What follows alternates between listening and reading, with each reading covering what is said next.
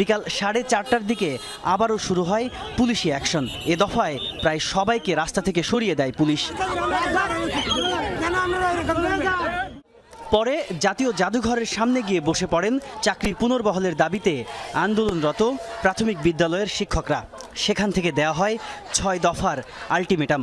আমাদের দাবি আদায় না হওয়া পর্যন্ত আমরা রাস্তায় আত্মহত্যা করব। চতুর্থ দাবি, পুলিশ কর্তৃক আমাদের যে ভাই বোন এখন হসপিটালাইজ আছে, চিকিৎসাধীন আছে, এই চিকিৎসার ব্যবস্থা করতে হবে। মঙ্গলবারের কর্মসূচিতে সবাইকে যোগ দেওয়ার আহ্বান জানানো হয়। তাজনুর ইসলাম, যমুনা নিউজ, ঢাকা। সুপারিশপ্রাপ্ত প্রাথমিক বিদ্যালয়ের শিক্ষকদের নিয়োগে হাইকোর্টের রায় পুনর্বিবেচনায় আপিল করার সিদ্ধান্তের কথা জানিয়েছেন প্রাথমিক ও গণশিক্ষা উপদেষ্টা ডক্টর বিধান রঞ্জন রায় পোদ্দার। সন্ধ্যায় রাজধানীর ফরেন সার্ভিস